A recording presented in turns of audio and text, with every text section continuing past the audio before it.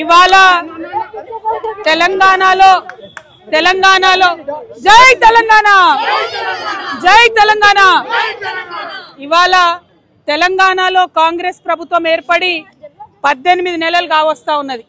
ఈ 18 నెలల్లో ఏదైతే మీరు వాగ్దానాలు చేశారో, ముఖ్యంగా వృద్ధులకు 2000 ఉన్న పెన్షన్ 4000 చేస్తామన్నారు, వికలాంగులకు 4000 ఉన్న పెన్షన్ 6000 చేస్తామని చెప్పిండ్రు, మహిళలందరికీ కూడా నెలకు 2500 రూపాయలు ఇస్తామని చెప్పిండ్రు.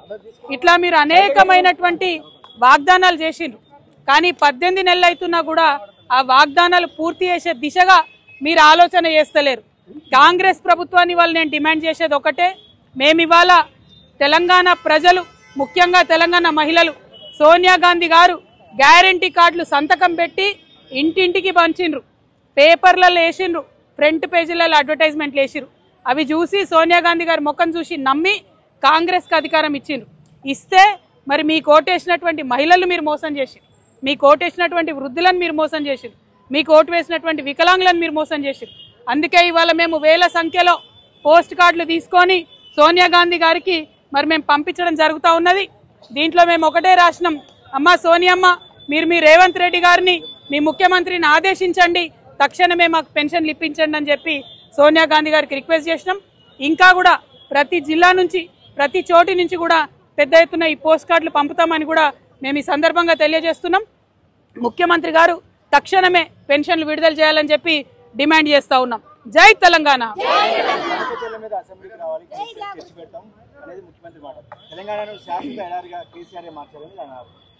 కేసీఆర్ గారి దమ్మెంత అన్నది ఒరిజినల్ కాంగ్రెస్ పార్టీకి తెలుసు కాబట్టే తెలంగాణ రాష్ట్రం వచ్చింది.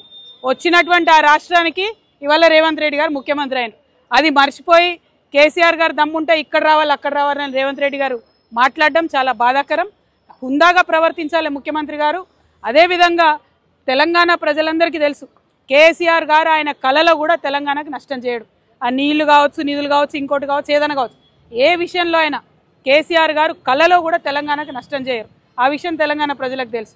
ఈ ముఖ్యమంత్రి గారు రేవంత్ రెడ్డి గారు వచ్చినాకనే చంద్రబాబు నాయుడు గారిని పిలిచి ప్రజాభవన్లో హైదరాబాద్ బిర్యానీ పెట్టి గోదావరి నీళ్లు గిఫ్ట్ ప్యాకెట్ కట్టి చంద్రబాబు నాయుడు గారికి ఇచ్చి పంపించింది రేవంత్ రెడ్డి గారే, కేసీఆర్ గారు కాదు.